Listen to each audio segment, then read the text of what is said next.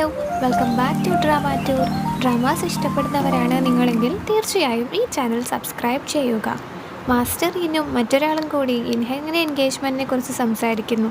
ഇൻഹെങ്ങും ഷെൻസിക്യുവും ചുംബിക്കുന്ന photo അവരുടെ കയ്യിൽ കിട്ടിയിട്ടുണ്ട്. ഇരുവരുടെയും ബന്ധം മാസ്റ്റർ ഇന്നിന് തീരെ ഇഷ്ടപ്പെട്ടിട്ടില്ല. ഇതിനിടയ്ക്ക് സെങ്കാവോ അവിടേക്ക് കടന്നു വരുന്നു. ആ ഫോട്ടോ കാണുന്നു. ഷെൻസിക്യുവിനെ തനിക്ക് വേണമെന്നവൻ പറയുന്നു. എന്നാൽ കേവലം ഒരു പാട്ടുകാരിയുടെ പേരിൽ അങ്കിളും മകനും കലഹിക്കുന്നതിനോട് മാസ്റ്റർ ഇന്നിന് വിയോജിപ്പുണ്ട്. സിസ്റ്റർ ഹോങ് പാലസിൽ പോയതിന് വാൻവാനെ ഉപദ്രവിക്കുന്നു. അവളെ ഭീഷണിപ്പെടുത്തുന്നു.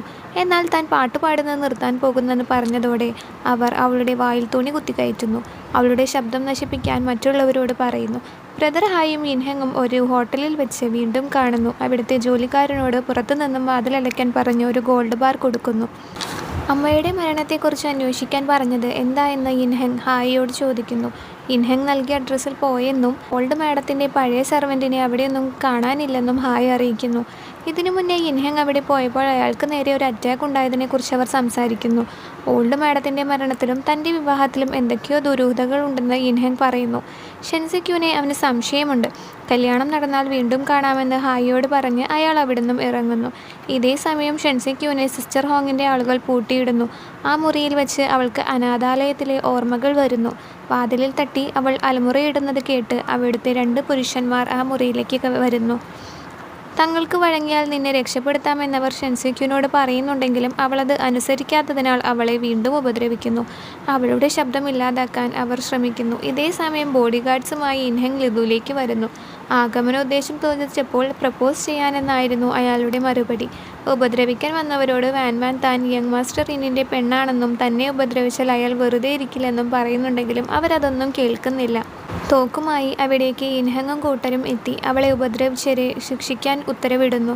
ഇൻഹെങ് അവളുടെ ചുണ്ടിൽ രക്തം തുടച്ചുകൊണ്ട് അവളോട് ചോദിക്കുന്നുണ്ട്, സെങ്കാവോ നിന്നെ രക്ഷിക്കാൻ വരുമെന്നാണോ നിന്റെ വിചാരമെന്ന്.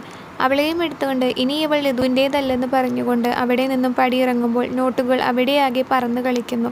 ജീപ്പിൽ അവളെ കൊണ്ടിരുത്തിയ ശേഷം വീട്ടിലേക്ക് അവളെ കൊണ്ടുപോകാൻ ബോഡി ഗാർഡ്സിനോട് പറയുന്നു. നിന്നെ ഞാൻ വിവാഹം കഴിക്കാൻ പോവുകയാണ്. എന്നെക്കുറിച്ച് നിനക്കറിയുന്നതെല്ലാം നിൻ്റെ മനസ്സിൽ തന്നെ ഇരുന്നോട്ടെ എന്നും ഇൻഹെങ് പറയുന്നു. ലിതുവിലേക്ക് ഇനി ഒരിക്കലും പോകരുതെന്നും കൂട്ടിച്ചേർക്കുന്നു. അവളെയും കൊണ്ട് ജീപ്പ് അവിടുന്ന് പുറപ്പെട്ടു. ഇനി കാണിക്കുന്നത് ഇൻമാൻഷനാണ്. ഭാര്യയ്ക്ക് മാച്ചാവുന്ന ഡ്രസ്സ് അവളെ ധരിപ്പിക്കുകയാണ് സെങ്കാവോ.